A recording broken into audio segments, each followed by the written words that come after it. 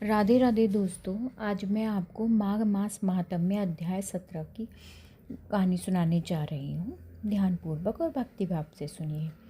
अप्सरा कहने लगी कि हे राक्षस। वह ब्राह्मण कहने लगा कि इंद्र इस प्रकार अपनी अमरावतीपुरी को गया, सो हे कल्याणी, तुम भी देवताओं से सेवा किए जाने वाले प्रयाग में माघ मास में स्नान करने से निष्पाप होकर स्वर्ग में जाओगी।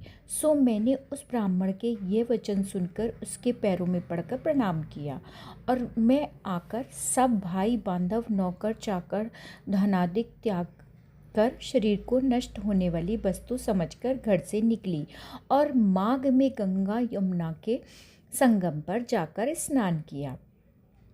सो हे निशाचर, 3 दिन के स्नान से मेरे सब पाप नष्ट हो गए और 27 दिन के पुण्य से मैं देवता हो गई और पार्वती जी की सखी होकर सुख से निवास करती हूँ। इसलिए प्रयाग के माहात्म्य को याद करके सब देवताओं के सहित माघ में प्रयाग स्नान करती हूँ। सो मैंने अपना यह सब वृतांत तुमसे सुना दिया है।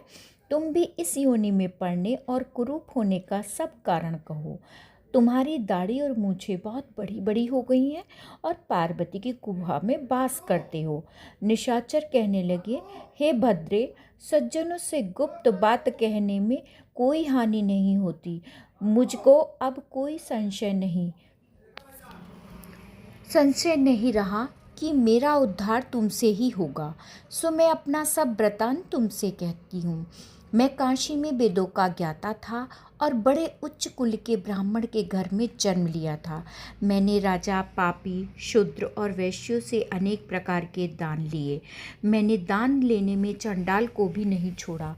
उस जन्म में मैंने कोई भी धर्म नहीं किए, वहीं पर ही मृत्यु को प्राप्त हो गया।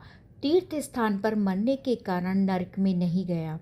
पहले 2 बार गिद्ध योनि में, 3 बार व्याघ्र योनि में, 2 बार सर्प योनि में, 1 बार उल्लू की योनि में और अब 10वीं बार राक्षस हुआ हूँ। सैकड़ों वर्षों से इसी योनि में हूँ। इस स्थान को 3 योजन तक मैंने जंतुहीन कर दिया है। बिना अपराध के बहुत से प्राणियों को मैंने नष्ट किया। इस कारण मेरा मन अत्यंत दुखी है। तुम्हारे दर्शन से चित्त में कुछ शांति अवश्य आई है कि क्योंकि सज्जनों का संग तुरंत ही सुखदायी होता है। मैंने अपने दुख के कारण आपसे कहे और सज्जन लोग सदैव दूसरों के दुखों से दुखी होते हैं। अब यह बताओ कि इस दुख रूपी समुद्र को कैसे पार कर सकता हूँ। क्या क्षीर सागर हंस को ही दूध देता है, बगले को नहीं देता? दात्रे जी कहने लगे कि इस प्रकार उसके वचन सुनकर कांचन मालिनी कहने लगी, हे राक्षस, मैं अवश्य तुम्हारा कल्याण करूंगी। मैंने दृढ़ प्रतिज्ञा की है कि तुम्हारी मुक्ति के लिए अत्यंत प्रयत्न करूंगी। मैंने बहुत बार प्रयाग में स्नान किया है। वेद जानने वाले ऋषियों ने दुखी को दान देने की प्रशंसा की है। समुद्र में जल बरसाने से क्या लाभ? प्रयाग में स्नान करने का 1 बार का फल मैं तुम्हें देती हूँ। उसी से तुमको स्वर्ग की प्राप्ति होगी। उसके फल का अनुभव मैं कर चुकी हूँ। तब उस अप्सरा ने अपने गीले वस्त्र का जल निचोड़कर जल को हाथ में लेकर माघ स्नान के फल को उस राक्षस को अर्पण किया। उसी समय पुण्य प्राप्त कर वह राक्षसी शरीर को छोड़कर तेज में सूर्य के कारण देवता रूप हो गया। आकाश में विमान पर चढ़कर अपनी कांति से चारों दिशाओं को प्रकाशित करता हुआ शोभायमान हुआ और कहने लगा कि ईश्वर ही जानता है तुमने कितना उपकार मुझ पर किया है। अब भी कृपया कुछ शिक्षा दो जिससे मैं कभी पाप न करूं। अब मैं तुम्हारी आज्ञा पाकर स्वर्ग में जाऊंगा। तब कंचन मालिनी ने कहा कि सदैव धर्म की सेवा करो, काम रूपी शत्रु को जीतो, दूसरों के गुण तथा दोषों का वर्णन मत करो, शिव और वासुदेव का पूजन करो, इस देह का मोह त्याग दो, पत्नी पुत्र धनादि की ममता त्यागो, सत्य बोलो, वैराग्य भाव धारण कर योगी बनो।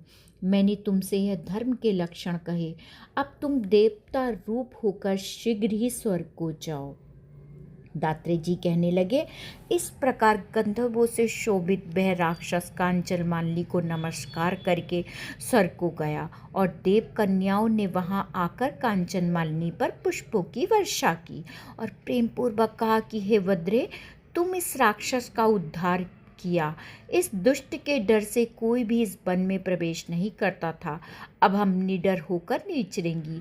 इस प्रकार कांचन मालिनी उस राक्षस का उद्धार करके प्रेम पूर्वक देव कन्याओं से क्रीड़ा करते हुए शिवलोक को गई। यहीं पर मेरा 17वां माघ मास महात्म्य अध्याय समाप्त होता है। दोस्तों, मैं अगले माघ मास महात्म्य अध्याय 18 में मिलती हूँ। तब तक के लिए मेरे चैनल को सब्सक्राइब करना ना भूलें। राधे राधे।